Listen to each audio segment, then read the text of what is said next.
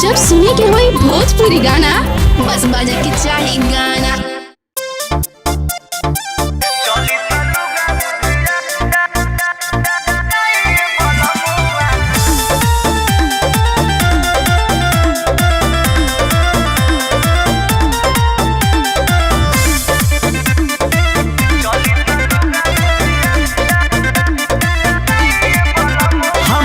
हर के दोसर पोशाक रहे हो लगत ही जे के फैशन झकास रहे हो।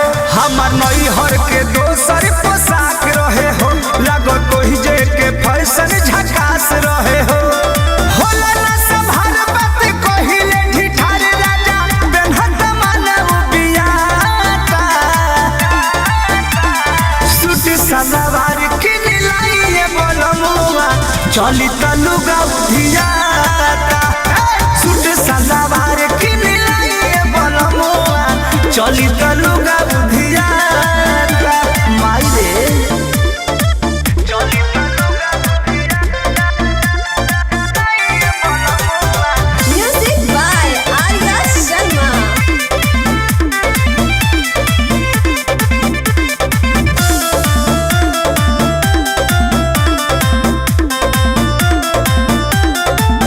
ए जी सुटवा पपेटवा न लौके ढकल रहेला सौसे बदानिया। देख के सुघराई सब छौके होता लोगवा के मन बेमानिया। हे राजा बड़ी दिक्कत हो जाता हो कि बतिया साचे कहीं जी इज्जतिया रहू रे राही जी। जाई के बजरिया लाल चाहे करिया लाइन कमल खिसियाता। हे जी सूट सलवार किन लाइए बोलमुआ चली तलुगा उधियाता।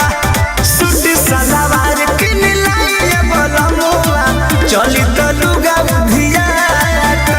दादा रे चली तलुगा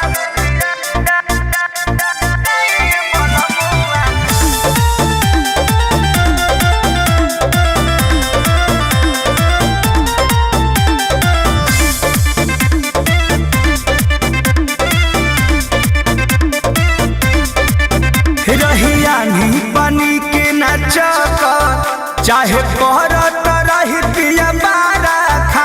गिरे तनके में खोसल सरिया देहिया से हो जाता हो फारा का। हे जी पिया यारिया परमोध जी जनी कहरी करध जी।